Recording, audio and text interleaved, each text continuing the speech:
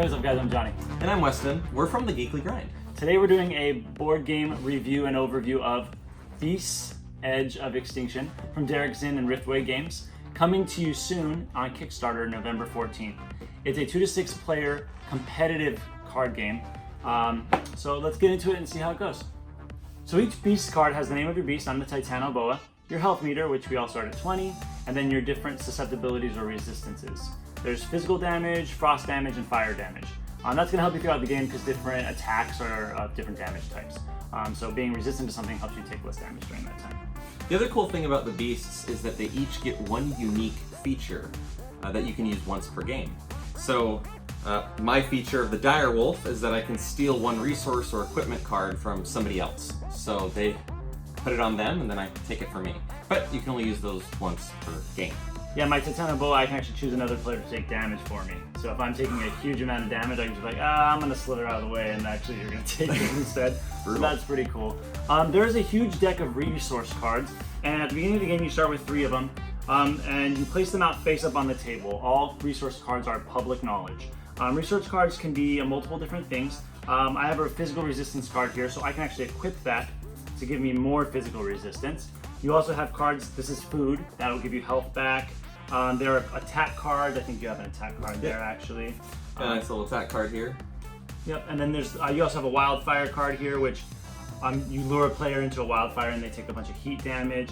And then there's these fun dodo cards. These are great. Spread throughout the deck. Yeah, dodos, basically you can like eat them for a health back, or you can save them up to like, I don't know if you like use them as a shield, but if you save up like 3 of them, they can be defensive. I mean, there's a savage dodo, there's a regular dodo, there's all different sorts of dodos. It's kind of a fun thing in the game with the cards. There's even different modes of the game you can play. You can play no health, or no food, so you can never recover health. You can all play your actions at the same time, which causes a lot of chaos. Yeah. The other chaotic element that I really like are these cards. These would be event cards. Now, the event cards trigger once per round, and it affects everyone.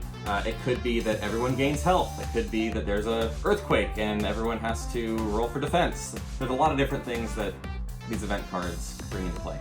Yeah, so basically what happens is we get our cards and then we all go around the table doing 2 actions each. Actions are easy. You can either pick up a card, you can play one of the cards that you have, either equipping it to yourself or eating the food, or you can actually trade cards with somebody else, or you can attack them. When you attack somebody, you both roll. I'm attacking him, so I rolled a 4, he rolled a 6, I wouldn't do any damage. If it was the other way around and I rolled a 6 and he rolled a 4, I would do 2 damage to him, unless he had some sort of resistance to that or something of that nature.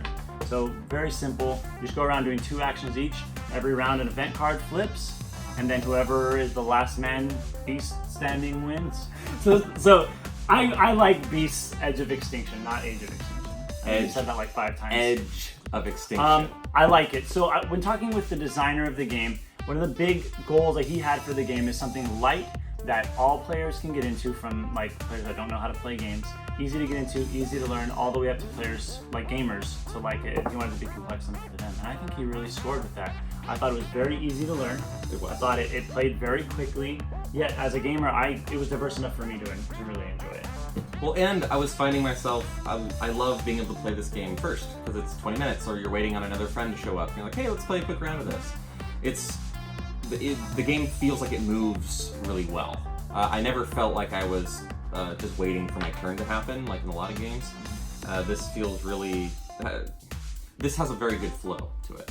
Yeah, and it's 2 to 6 players, which is something I really love. If you read my reviews, I always hate when games are like 3 to 4 players or something weird like that. I always wish they had higher player count.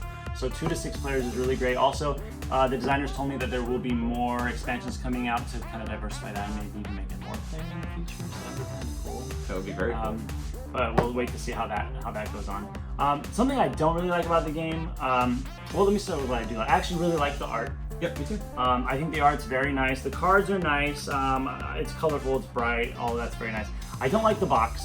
The box is really cheap. I really wish they would have spent some more money on a halfway decent box.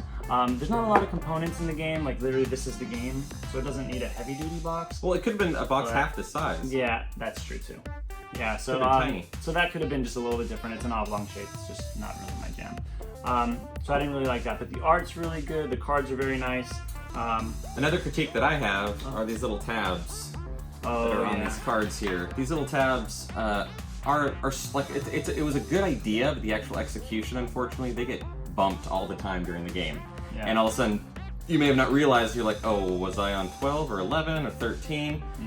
So these could be a little bit tighter, or I don't know. I guess it is what it is, but yeah. I mean, these are a little bit jank. Yeah, it reminds me of Betrayal at House on the Hill. You know, you play that one? Yes. It's just like the most annoying feature of the game is like, I can't get this to sit right. And in this game, especially because you're equipping a lot of items on yourself, so you kind of like stick them under your card, and I constantly knock the tab off. Yeah. And so I'm like, oh, I don't remember how many health points I had. So I wish that were a little bit different. Sure. Other things that I love the chaos in it. I love the way that again, the turns feel really quick. You never feel like you're waiting. I love the event cards. It's a great way to be caught off guard and have to react. Sometimes the events will knock out certain players, which brings me to the whole idea of players being knocked out. It's never a fun mechanic for you to be the first one to die in a game, and then you watch your friends play for 18 minutes, which really turns out to be you being on your phone for 18 minutes, right? Yeah. Which is update your Facebook. Not ideal. Or maybe you're just snapping photos of the game to update for your Instagram. That's you can do that too. Well, I didn't think it was that bad actually getting knocked out. It was a lot better than a lot of other games. Like, because the game's like not so long. It's not very long. Yeah, at least you're able to like, hey guys, hurry it up so I can get back in. Yeah, totally. You know? And the game is quick enough that you could play a couple rounds without any problem. Yeah, I agree. So overall, I like the game. I think it's a great buy it'd be an easy family game to play with kids. Oh yeah. Easy for new gamers to get in, or if you just have large groups where you're looking for games that can scale to large groups but aren't going to take like 3 hours. I think it's a really, really good buy. It's coming out on Kickstarter November 14th. I'm excited to see what sort of stretch goals they have in mind for that. So definitely look out for that. Anything else? Play Beasts of Extinction. Dang it. Beasts Edge of Extinction. Oh, dude, I will never get that. You're never going to get that. I'm never going to get it. All right, guys. Well, this was a lot of fun. So hopefully look for this on Kickstarter November 14th, and we'll check you next time. See you later.